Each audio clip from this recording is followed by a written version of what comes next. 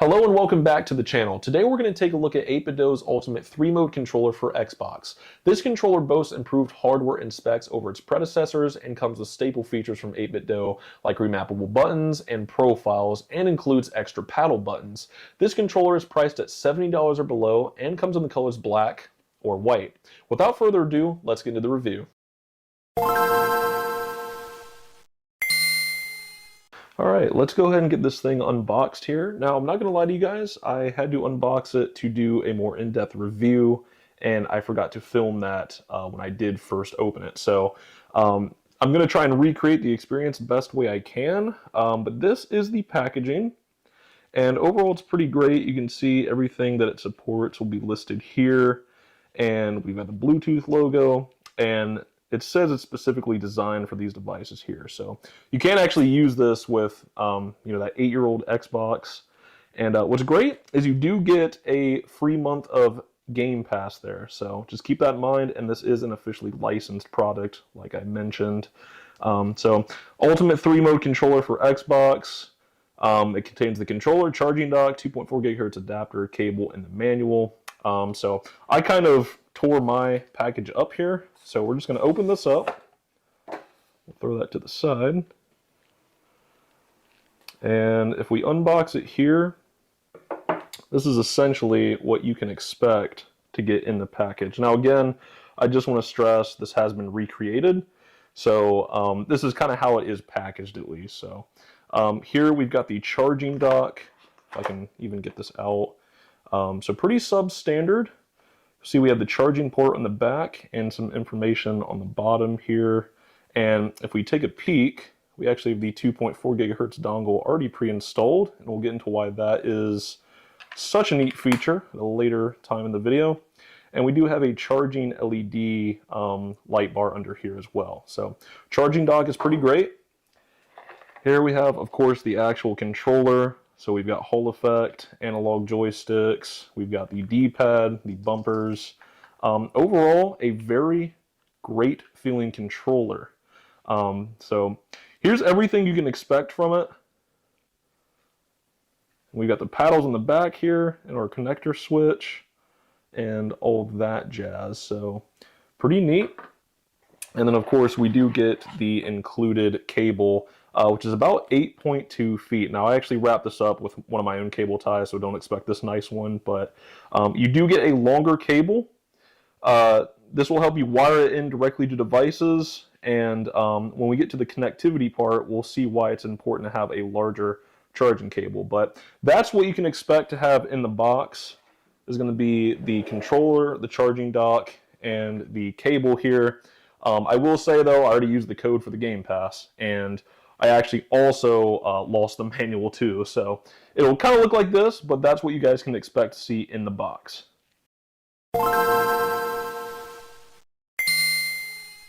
Alright, let's talk about price. So this controller has an MSRP of about $70, but on Amazon you can regularly find a 10% coupon that can be applied during checkout to make it even cheaper than that. Or you can actually regularly find this on sale from about $50 to $70 on average. Now, I will say the lowest price I've ever seen this controller go for was on Amazon's Black Friday deal period, and it went for about $45. That is crazy good value. Now, if we compare this to like an Xbox controller, those will typically be found from $40 to $50, but they do not have charging, they do not have any of the extra features that we see on 8BitDo side. So if you can find the 8BitDo controller as close to that $50 price tag as possible, you're going to get some pretty excellent value. Now, if we compare this to other third-party offerings where I'm not too well versed on, a lot of times their products were wired only for all devices, not just Xbox. And a lot of times it ended up being that they did not offer like remappable buttons. If they did offer wireless functionality, they typically didn't have any way to let you charge it, as cool as the charging dock is with our 8BitDo controller. So at least by window shopping, it looks like third-party offerings aren't really holding a candle compared to our controller here from 8BitDo. And again, I will say I did get my controller for about $55, so pretty excellent value there. All right, let's go ahead and talk about the actual build quality and specs of the controller. So if we take a look here, comparing this to their old generation of Ultimate controllers, it is pretty much the same style and same size. So a lot of the improvements here are coming from like a more if it ain't broke, don't fix it approach. And a lot of the improvements here are pretty much just refreshes. So there's not like a complete redesign or anything like that. Some of the biggest starring features, like I said earlier, the Hall Effect joysticks. These are the very first Hall Effect joysticks I've ever used, and I don't know if I can go back. Going back to their other controllers, going back to the Microsoft controller, I just noticed it immediately. And these feel a lot better, honestly. It's almost like if you're able to just... It's almost like going from like a wired mouse to a wireless mouse, if you're a gamer, a PC gamer that is. You know, you feel like it's just really smooth. It almost feels like you're gliding, but it's also more precise too. And it's great because it also combats stick drift. So a lot of the Nintendo Switch controllers, they ended up getting it. Xbox controllers are pretty notorious. Even DualSense controllers are notorious for it because they just don't include Hall Effect joysticks. Thankfully, this controller does. The feel is great, and the longevity should also see an improvement as well. Some of the other key improvements is going to come with the D-pad. On previous controllers, it always felt a little mushy to me. But here, this time around, it's a lot more clicky and tactile feeling, I would say. And the same thing also applies to the bumpers, actually. These, you probably won't be able to hear it, but these are just a lot more clicky and responsive. So for me, it's almost like the D-pad and the bumpers are like going from like a membrane keyboard to like a mechanical keyboard. Again, if you're not a PC gamer or you're not into keyboards like that, you might not know what I'm talking about. But that's just how it exactly feels in my mind, being primarily a PC gamer. Something else we've also seen is they do have Hall Effect impulse triggers. So kind of the same feeling as the analog sticks. It just feels like you're pushing your thumb in a hall, really. There's no resistance, it's smooth, it's brisk, you can stop it on a dime. They're not clicky or tactile, which that's good for a trigger. But yeah, big improvement there. They feel a lot better than previous generations, but the biggest drawback, biggest main headlining feature is going to be these Hall Effect joysticks. So what we're also seeing too is the typical paddles that are included in the vast majority of 8BitDo controllers, and we'll get into what these are primarily used for. You can actually map buttons and that sort of jazz too, but we'll get into that in a little bit with the actual software. And if you take a look here, we do have the way that you guys can change your connection type. That is going to be between Bluetooth, Xbox, and 2.4 gigahertz connection. And if we take a look on the bottom, we've now got a 3.5 jack, which I think some of the controllers before have definitely had that. But the ones designed specifically for Xbox here actually come with a mute switch for your headphones or your microphone that you're using here. So cool to see that. It's much better support for console gamers, especially you guys on Xbox. So it's nice to see that. Let's get into what I like about the controller when it comes to the build quality. They've always had this like chalky appearance, right? It's not just smooth plastic, it's like this chalky texture that you can see on the black and white models. And it just looks great. I think even the analog sticks too have this really nice bezeled edge that just feels great in the hands, honestly. But in terms of actual build quality compared to like a first party controller, it's going to be a little bit lacking, I would think. It just feels more like a toy, I guess, is maybe a bad way to put it. But that's just how it feels in my hands. But the actual fit and everything is great. But those are going to be some of the biggest key improvements, especially with the improvements to the D-pad, the triggers, the bumpers, and the analog sticks. That's going to be the biggest takeaway for sure. Now, when it comes to the actual weight of the controller, compared to their wired controllers or their 2.4 gigahertz only controllers, this is going to be a little bit heavier. And that's not because of the improvements to the specs. I have to imagine that's because now they have to have a Bluetooth module inside, and they also have to have like a 3.5 jack and a mute switch. It probably doesn't add a whole lot of weight to it, but I imagine the Bluetooth module probably adds the most weight if I had to guess. But yeah, overall, this is pretty great. I love the build quality here. Is it as good as a first-party Xbox controller? Maybe not, but the actual specs this thing is packing is absolutely better. So kudos to them. This is a really well-designed and built controller.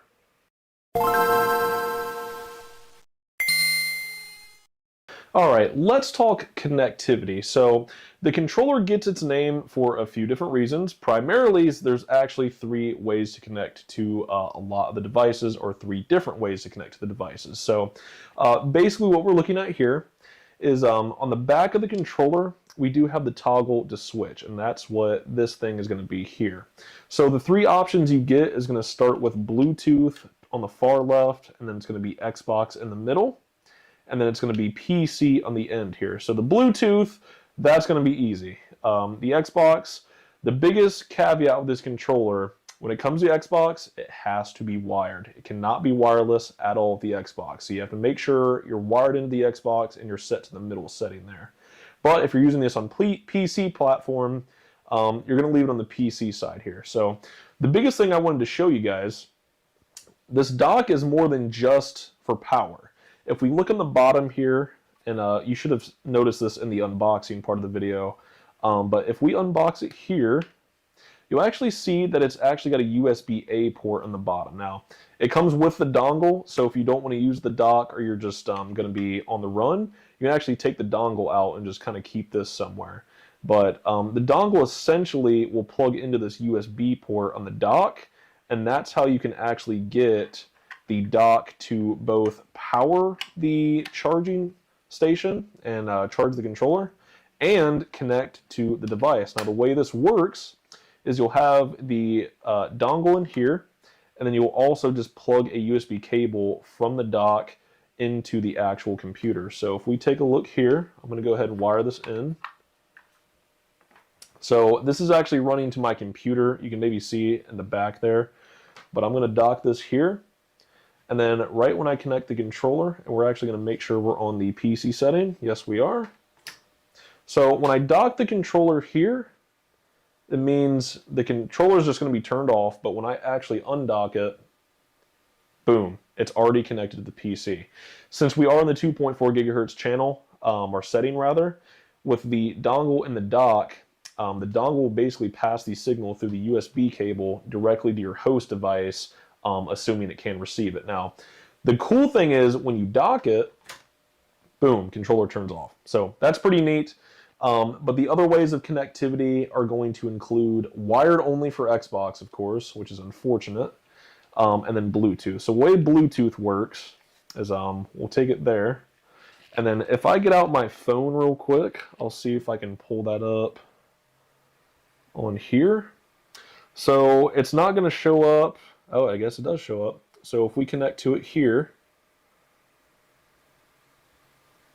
we now have it paired to our phone. What's great about this, you can flick it to Bluetooth and bam, it'll be on my phone.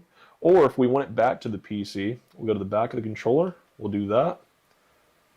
And then if we give it a second, boom, it's back to my PC. It is seriously that simple.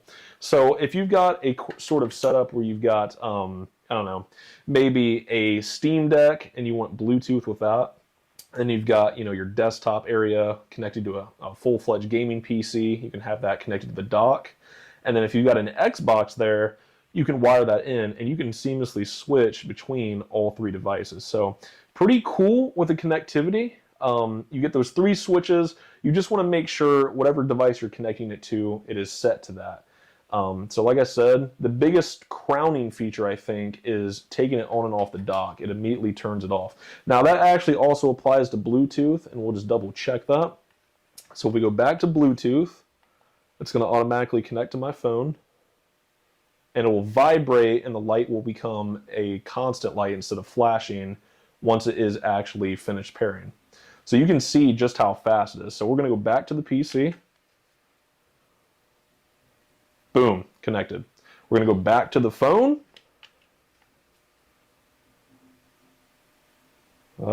Boom, connected.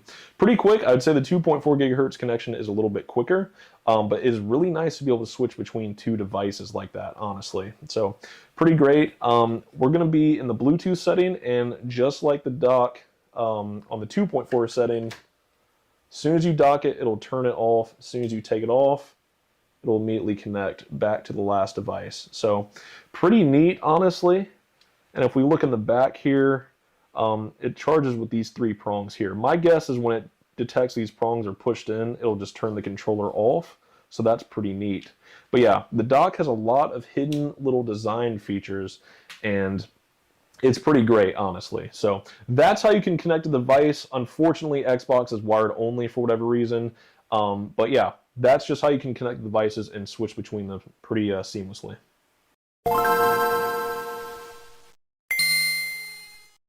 All right, let's talk about battery life. So on 8BitDo's official website, they do suggest that this controller will get about 20 hours of playtime. Now, that will likely depend on how many buttons you're pressing and how many times vibration is triggered. So I'm not sure if that is absolute best case scenario or an average. I would hope an average, but you can expect around 20 hours of playtime. Now, they do also advertise a recharge time of about 3 to 4 hours. Which I wouldn't say is on the longer side. So you're getting 20 hours of gameplay on 4 hours of charge. And honestly, I don't know about you, but I don't know if I would ever run into a case where I'm playing for 20 hours or more, honestly. It's more like 8 to 12 at the absolute most, I would say. So that battery life is totally acceptable and works for me. And on top of that, once you're done, as long as you remember to put it on the dock, more than likely tomorrow or when you come back to your game session a few hours, it'll be pretty much topped off and fully charged again. Comparing this to the previous 2.4 gigahertz controller, I'm actually going to grab that real quick. We're going to put it side by side here. This controller actually is rated for about 15 to 18 hours of battery life with 3 to 4 hours of recharge time. So we are actually seeing a slight improvement to the battery life here. Compared to their previous generation model. Again, this was not designed for Xbox, but this was the 2.4 gigahertz only controller, and it is Xbox styled too. Thought I would throw that in there, especially if you guys are looking to upgrade from this controller. So we are seeing some improvements to the battery life there. Now, one thing to consider when it comes to the charging dock, this will basically function two ways, like I've kind of already covered with the dongle inside the dock. You plug the dock into a computer. This USB cable will power the dock, and it'll also connect the device with the 2.4 gigahertz connection. One thing to consider though, I primarily use this on a living room computer setup. So I have a living room PC out in my living room, and that's where I play some of my big games on Steam Big Picture mode. And the way this works, I basically turn the computer on, I undock it, and boom, it's already connected back to the actual device. So really what I would say, the big thing to look out for, though, is most motherboard manufacturers, if you're plugging this into your computer, whenever you turn your computer off, by default, most motherboards will actually turn off USB power. So what this would effectively mean, unless you change it, is if you plug this into your computer, you play for about 8 to 12 hours or something like that, and you put it on the dock, and then you immediately turn the computer off. That would be pretty standard, because when you're done playing the game, odds are you might be done on the computer, so you'll just turn the computer off. What you're probably not accounting for, though, is that the dock is no longer getting power. So what this basically means is you've now docked the controller on the dock that is not getting power anymore. One way to circumvent this, though, it's going to be different per motherboard manufacturer that you have on your computer if you do plan on doing this setup. I had to change mine, so on both of my computers, actually, I had to change it. So whenever I do turn the computer off and it is plugged into an AC outlet, it will still actually disperse power through its USB ports and still power the dock. I would highly recommend doing that if you're going for primarily a PC setup scenario. So that's one thing to consider. Just make sure you guys do that. Otherwise, it might be a thing where, you know, maybe you play for a few days and you don't notice that, and then you come to play again and bam, your controller's dead. That might actually be why. So if you do plan on connecting this to a computer, especially in a living room computer setup where it's only turned on to play games, if you dock it and you turn the computer off and that setting is not changed, your controller will very well probably be dead within a few days of playtime. So just make sure you turn that on and just be aware of that, okay? Okay, so what we're going to do in this part of the video is I'm going to run through some of the software features you can use to reprogram it. So I think what we'll end up doing, I'm going to go ahead and start the recording here shortly, but one thing to note, this software is available on the Microsoft Windows Store. This is also available on Google Play Store and iOS, and the Xbox Store as well. So this does have native app support for the Xbox. You can also get this on your iPhone and Android and tweak the controller profiles too, which is pretty neat.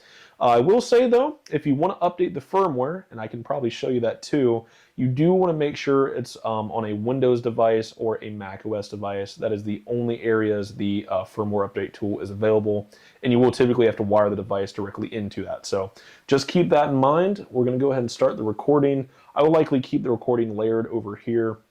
So let's go ahead and connect the controller. Got it connected to the laptop here, and we'll just wait for it to show up on this side. All right, there we go. So right off the bat, again, I'll probably have this like in full screen on this side of the screen here. What we'll immediately be greeted with is the profile section. So I already have some profiles configured here, and these are the ones you can swap to on the actual controller, and that is using this button right here. So you can see here, that's profile 1, 2, and 3. So profile 1, I just have a few things set. So if we go over this, we just have profiles here. If we go into buttons, this is where we can actually program quite a few things. So you can already I guess I should say the controllers are already pre-mapped to what you would normally expect, but the paddles themselves, which are labeled as P1 and P2, those are actually not mapped to anything. Those are actually mapped to just null, and you'll have to manually map those yourself. But you can actually go in here and remap LT to, like, RT if you want, or even LB if you want to actually swap the bumpers and the triggers if you want to go that route. You can actually remap the pause button to anything you want. That can be null. The big thing to note here, though, is that we're ultimately going to be limited to X input. So what that basically means, it's not where I can basically make a paddle or one of these controller inputs do something like a comma or a tilde key. That's just not possible with X input like you would see on like the Steam Deck with Steam input. And that's rather unfortunate, but it's a limitation of X input rather than 8BitDo. So what I typically do is just aim for getting a lot of the face buttons mapped to the paddles or something else to where I don't have to take my fingers off the thumbsticks here at most times. But speaking of thumbsticks, if we go to the stick section, what you can actually do here is you can change the dead zone, I believe, of the controllers, or the method of where the actual controller will register whether or not the analog stick is being fully pressed all the way up or down or in any direction, which is pretty neat.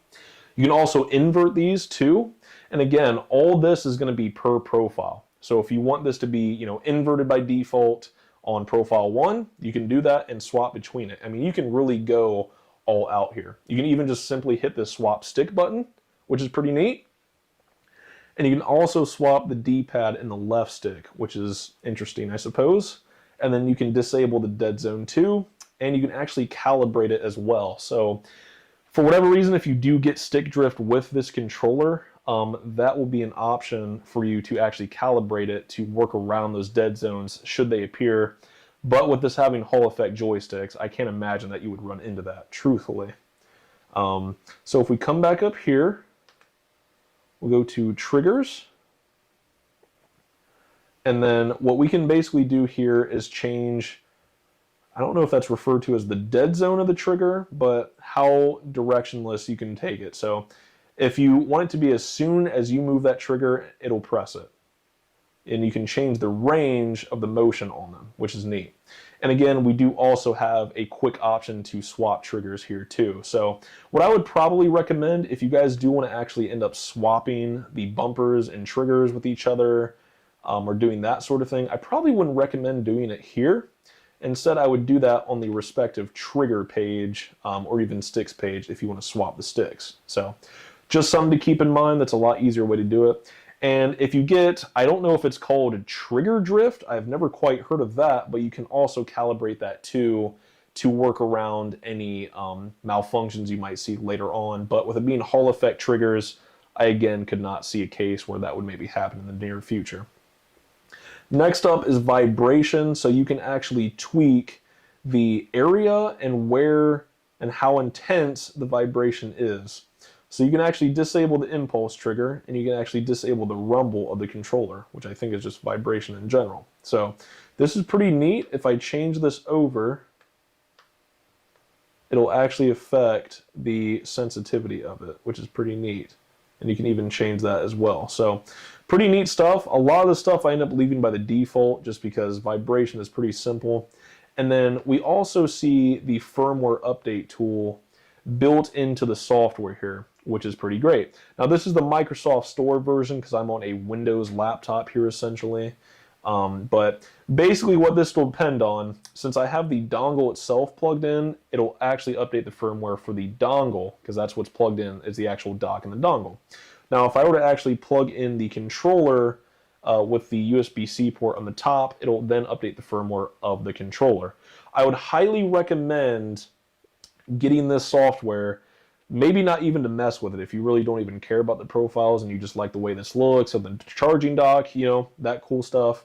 I would still recommend getting a firmware update because when my controller arrived, it was an outdated firmware. And I didn't have any issues with it. It's just, I like firmware updates just because it patches everything and gets everything, you know, up and running for you. But that's essentially how the software functions. And again, you can go about as wacky and as deep as you want to it, and it can be all per profile.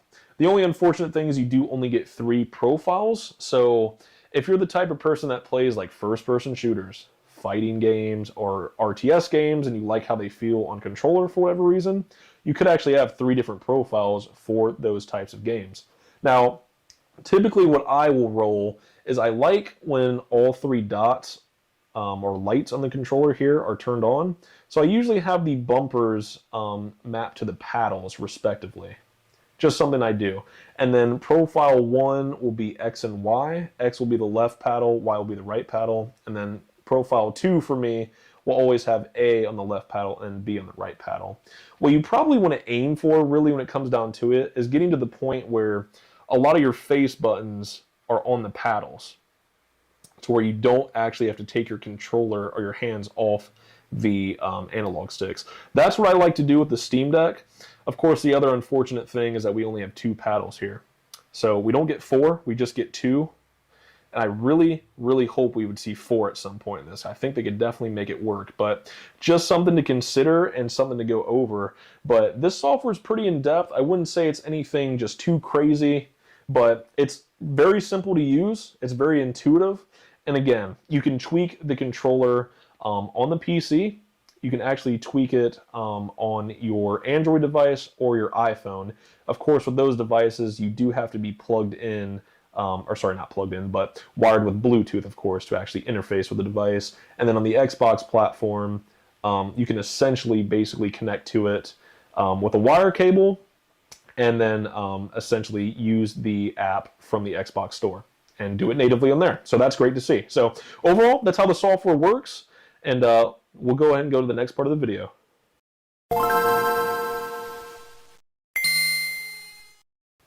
So something else I wanted to do was to actually compare this controller versus its predecessor, and as well as an official Microsoft controller. So the star of the show here is going to be right here. You'll be able to note these two based on the Xbox logo. So this is what the actual controller is that we're reviewing today. This one on its right is in the same color, but this is actually the 2.4 gigahertz only controller. This is functionally the same, but it only is able to be used with a dongle that can also be passed through the dock, like we had talked about earlier in the connectivity part. And here is, of course, a official Microsoft controller. So some of the biggest changes you'll see, I think we'll start with these two controllers first. When it comes to these controllers, the biggest standout thing, this is 2.4 gigahertz only. Now this controller is priced at about $40 to $50 You'd probably find it even lower than that, honestly. But it does not have Hall effect joysticks. We're not getting the improved D-pad. The bumpers are not as good, and the triggers, they just sound like toys, honestly. But functionally, we do get the paddles and everything. So it's pretty similar. The actual hardware and build specs, though, leave a lot to be desired, especially compared to that one. On top of that, I would say, out of these two here, if you're looking for just a answer for PC, right? You have no means of connecting it to an Xbox. You don't really even care about Bluetooth because this actually does not have Bluetooth either. This could be a relatively decent option if you are looking to save some cash and you only plan on using this whole thing with a computer in mind, and you're just going to wire it to like the docking station and charge it that way and connect it that way. Because that's fundamentally the only way you can actually connect this device. So the dock does function the same, and the dongle is pretty much identical. This dongle is the only way this controller is going to be able to connect to anything. So if you lose this dongle, if you try to, do something Bluetooth, it just does not have Bluetooth connectivity. On top of that, the controller is slightly lighter, I would say, but the build quality is not nearly as good. But like I said, you can really find this thing for $40 to $50. So if you are looking to save some cash and you like what you see here so far from the other controller, this could be a good option to save some money on. One of the biggest reasons to, or best ways to figure out the difference, the one back here is the Xbox logo. This one does not. So that is an easy way for you guys to tell the key difference. But honestly, even if you're only using this for PC, I would still recommend this for Bluetooth. You'll never know when you need it in the future, and just the build quality. I can't go away from these analog sticks after feeling them.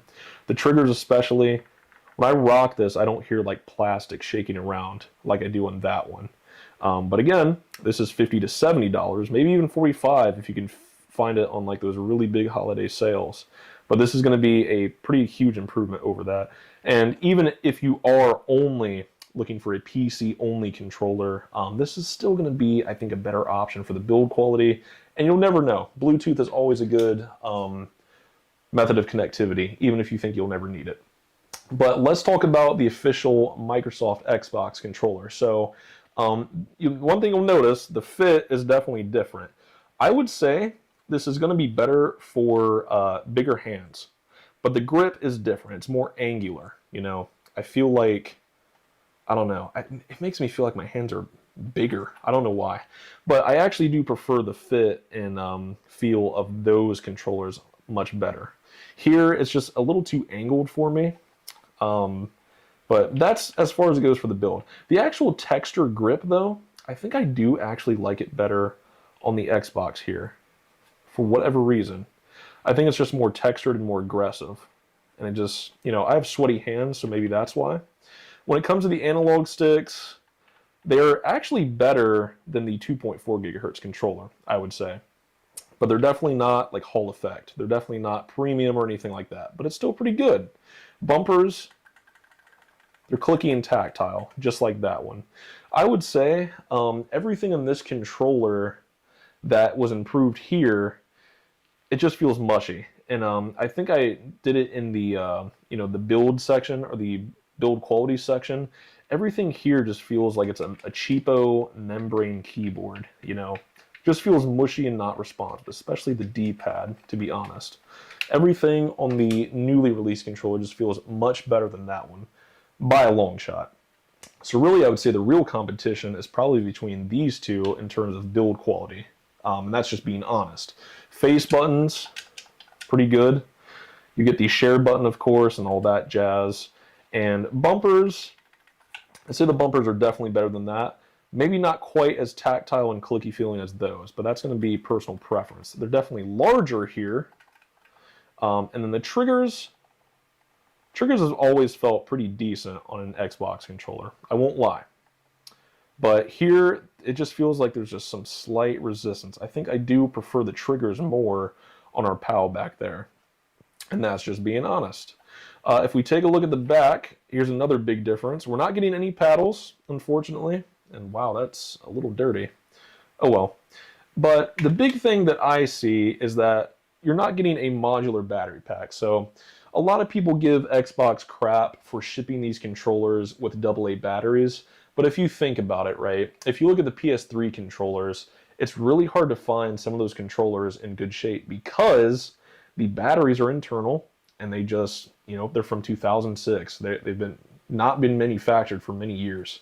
Maybe they're not that old, but you know what I'm saying? Internal batteries, when they fail, unless that company makes some sort of fix-it kit or anything like that, you might be dead in the water with something like these, where they're internal batteries that may or may not be able to get replaced. I think you can actually replace the battery on these two. I'm pretty sure that's possible, but you have to open up the controller. Now, one other thing to consider, right? Let's say you've got these controllers and you are playing non-stop. Minecraft new update came out, you're playing with the boys, boom, guaranteed 18-hour play session, right? Maybe even more if you're crazy. I don't know. But these will last. In fact, I think this one has 15 hours of battery life. This one's got 20 is what they're advertising. This can be charged in about 3 to 4 hours. This is 4 hours. So you'll definitely be covered on that one. Maybe not on this one based on their estimates. Here, it's all going to depend on what batteries you put in here. But let's think about this for a second. Say you forget to put it on the charging dock for whatever reason, and the only way to charge these two controllers here is going to be if you wire it in, which, let's be honest, no one wants to do that if you're spending this kind of money on controllers, or you have to leave it on the dock and basically not be playing on the controller. If we take a look at this pal, we've got a modular battery pack. So if you buy, some of those 2 or 3 packs, right, you have a pack always on the charger and ready to go, and then once this dies in the controller, you slap that in and bam, you've got another couple hours or even more of wireless gameplay. Here, if you forget to charge them, you got to be wired in. A lot of people don't want to do that. I know I don't want to do that. And you also would have to put it on the dock if you wanted to charge it. So just something to consider. I would say if these offered modular battery packs, that would be great.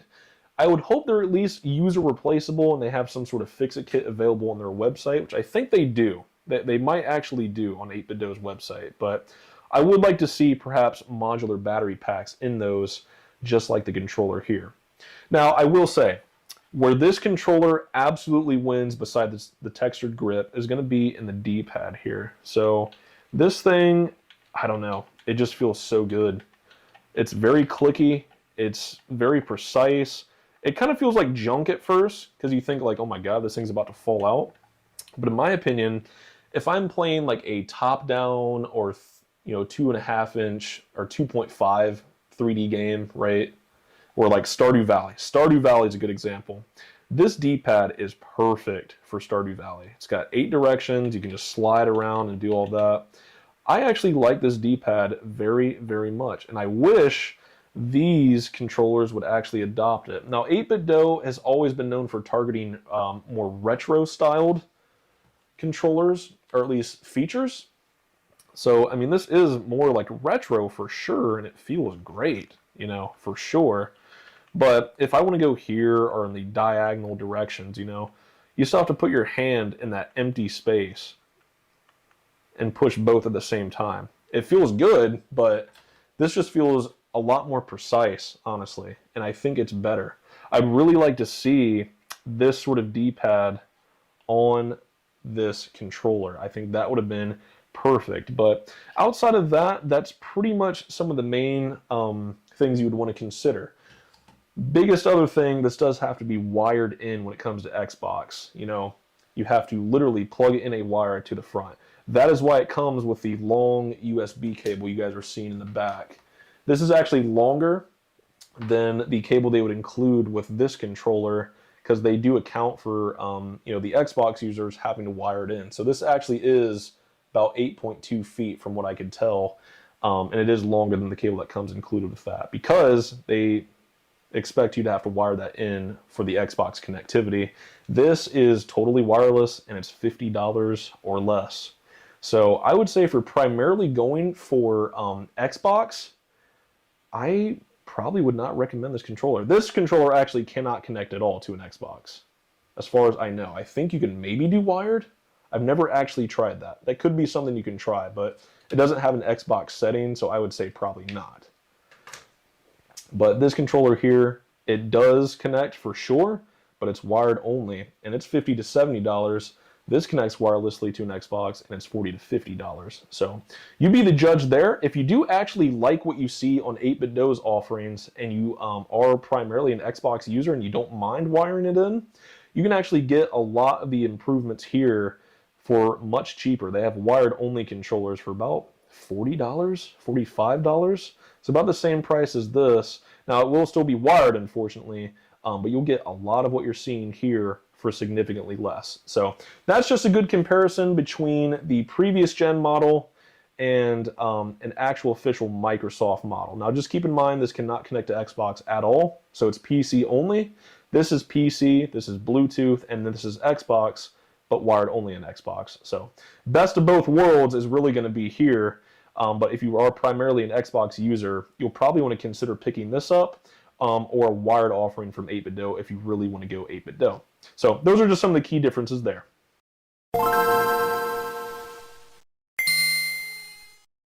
All right, so when it comes to the likes and dislikes, I'm going to be straight up honest. I just love this controller. The amount of bang for your buck you're getting from $50 to $70, again, depending on what price you are able to pick it up for, is just absolutely astonishing. If you were to get this for $50 to $60, in my eyes, especially for a PC gamer, there's really no reason to get a native Xbox controller from Microsoft. When it comes to the build quality, the Hall effect joysticks, I don't know if I can actually truthfully go back to a controller that doesn't have them and think, okay, this is probably okay, because they're just so good here. When it comes to the D-pad and the bumpers, they're a drastic improvement as well, even the triggers, but it's mainly those Hall effect joysticks is where they got me. But everything else, like the charging dock, being able to recharge the battery and just sit it on there and having devices disconnect and reconnect automatically right when you take it off is great. And especially on a desktop setup like this behind me, you've got the nice looking dock. As soon as you take it off and you've got the dongle inside the dock and it's wired to your computer, boom, it's connected and you're getting reduced latency compared to Bluetooth. And boom, when you drop it down, it immediately disconnects. It's such a great companion piece to have to a gaming PC and desk setup like this. So if you've got something like this behind me, I would absolutely recommend picking this up because it's pretty state of the art when it comes to PC support. Now, when it comes to stuff that I didn't like, when it comes to the D-pad, I think the D-pad's great here, but like I mentioned earlier, when you compare this to the Xbox controller that has the 8-directional, number one, this is a lot more clicky and tactile. I don't know if you guys can hear that, maybe. It's just, it feels more responsive for me, or more precise, I would say. In fact, if I'm ever playing a game like Stardew Valley, right, where it's definitely more retro, but more top-down, the control you get here, I think, is just so much more precise and more comfortable for me, really. So I would like to see an 8BitDo controller in the future with that D-pad. I think that would be a huge step up. One other thing I did want to mention that I didn't like is the fact that we're still dealing with just 2 paddles here. Most controllers, if they do offer them, will just have 2. But if you look at something like the Steam Deck, something like, I think even their Microsoft's top-end Elite controllers, right? They're getting 4 paddles here. If they can figure out a way to get an extra set of paddles on here, I would greatly appreciate that, because honestly, when I grip it, my middle fingers are pretty much right on the paddle. Pretty good natural fit. My ring fingers, though, you know, if they could put something right here, or maybe even put, you know, buttons up here to where you can maybe, you know, go back and forth with your middle fingers. How that would actually feel in the hands, I don't know. Maybe they are experimenting with that, but it would be nice to see some more paddles here, to be honest. Something else that is a harsh limitation of X input that I had mentioned earlier is the fact that we cannot map, you know, comma keys or obscure keys from the keyboard to these to get extra buttons on the controller. Because at the end of the day, this is just X input. That's the protocol. A lot of devices will pick it up as, and you cannot have like a comma key, you know, as an entry in X input. You're limited to whatever buttons are on the controller. That's what can be mapped here. Or like we discussed earlier with the software setup and stuff, is going to be the macros that you can program too. So overall, pretty great. When you compare the price of this to like third-party offerings, right? It's pretty great. But one thing that I wish they would have done is maybe make their marketing geared more towards clarifying that, hey, when it comes to Xbox, because, you know, it's designed for Xbox, you got to be wired only. If you check a lot of the store listings for this thing on Amazon or even other websites, I think it's only available on Amazon, really, or their actual website. There's a lot of reviewers on there that personally feel duped for not actually realizing that it's wired only for Xbox. And I think they kind of walked into a trap with this because on one hand, it's wireless for everything else, but on Xbox it's wired. So, you know, it's a wireless controller, just not for Xbox. And I think they could have done a slightly better job of advertising that, because if you check the reviews on their Amazon pages, it's not getting review bombed, but it's in the 3 to 4 star range, which typically I would not order a product if it was in that ratings range. And it actually has a disclaimer on the Amazon page that people frequently return the item, and likely due to the fact they thought this was wireless for Xbox as well. The only wireless controller I could find during my rather limited, admittedly, research was like the Turtle Beach Stealth Ultra Wireless, and that thing was $200. I checked the reviews for that one too, and it was between the 3 to 4 star range, and so the connectivity wasn't great. So if you're looking for a wireless Xbox controller, specifically for Xbox, this is probably not going to be a great option, honestly. So, but you PC gamers out there that need an Xbox controller, because that's what most PC games are designed or optimized for, this is going to be a pretty great option. Dare I say the best option if you're looking for bang for buck and actual build quality and specs. I just couldn't find anything that came close to this puppy. So, but that's what I liked and disliked. Overall, it's a great controller, but there are a few things that keep it from being perfect in my eyes. So. Okay, so we're on to the buy or wait segment. I wanted to include this as a new section in my reviews because I want you guys to make sure that it's a good time to buy or if it's a better time to wait. So when it comes to this controller, I would say if you don't have a good Xbox controller now and you need one for your gaming PC or your living room computer setup that you just made, this is like the end game, honestly. There's not very much out there that's going to beat the functionality and the bang for buck that you're going to get with this controller. But I would say if you have a decent controller at the moment, you're just kind of browsing or window shopping, you might actually want to wait, because I actually did some research. 8BitDo is actually updating their Ultimate 2C controllers. Those controllers are a lot less expensive. I think they offer only 2.4 and Bluetooth connectivity with no charging dock or paddles. But on those controllers, they have added the turbo functionality, and there's like a plus or minus face button on the front now. So there's extra face buttons too. And they also added a nice little extra bumper button that is, you know, kind of wedged in between here. So they're actually adding more buttons on there.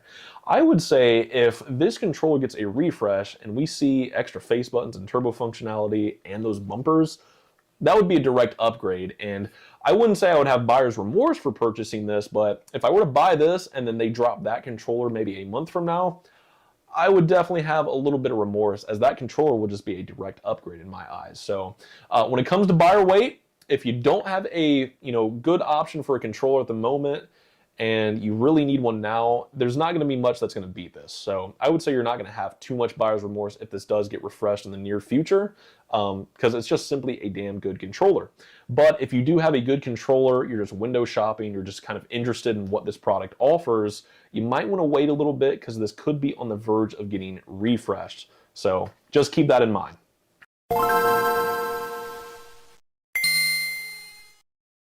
All right, so welcome to the rating part of the video. This is pretty much the outro. When it comes to the rating of the product, it's great. I would say it's a cautious go out and buy it. Now, where that ranks on my scale is pretty high, honestly. But the reason it's a cautious go out and buy it is because, number one, the product is great. I would highly recommend it for PC players. For Xbox players, you're not going to get a whole lot here. You're paying a lot of extra to just use it as an Xbox controller. But I would say for the PC gamers, definitely go out and buy this, but be cautious about it, because like I mentioned in the last segment in the video, this controller does have the unfortunate fate of probably being refreshed soon with those extra bumper buttons and turbo functionality, and that controller will likely be priced in the same price bracket. Maybe $80 instead of $70, but it's going to go on sale a lot, so you'll probably be able to find it for pretty much about the same price. just better. So cautious, go out and buy it. I would highly recommend you guys pick it up, just knowing that there could be a chance it could get refreshed in the very near future. Let me know how you guys liked the style and format of this video. It's a lot more segmented, and there's now chapters and a table of contents now. I really want to keep up this sort of like 30-minute to 1 hour long reviews, as I think it's a lot more in-depth, and you guys will get, you know, a lot more information, hopefully, than having to look it up on your own time or even from other reviewers. I've also upgraded my equipment here with a new camera and microphone setup, so hopefully you guys notice a difference when compared to the last two videos. And I also want to clarify, I did leave a teaser on the last video on the channel that I was going to review Anker's Everfrost cooler series. I do own one, but I bought it in like October, so I didn't have a great chance to actually use it and get some worthwhile testing for the review. So that will likely come next spring or summer when you can actually use the product. So next up, our next video is going to be covering what it's like to be a super ultra wide user in the year 2024. The good, the bad, the ugly, and why you should maybe consider it or not consider it. So stay tuned for that. That is planned to come out at some point next week. I know I'm not holding my word all that well when it comes to uploads on the channel, but I am targeting that video to come out next week, and I hopefully you guys enjoy this video, because a lot of times I have to write out the scripts, I've got to film it. There is a lot of work that goes into this, and I'm really hoping to make YouTube a side hobby that I can also make some sweet money on, if you're catching my drift. So leave a like and subscribe if you enjoyed today's content. If you didn't like today's content, of course, leave a dislike, but at least be constructive about it and let me know in the comments below what was good, what was bad, what was ugly, and what I can do to ultimately improve the content for you guys next time around. So thank you and have a nice day.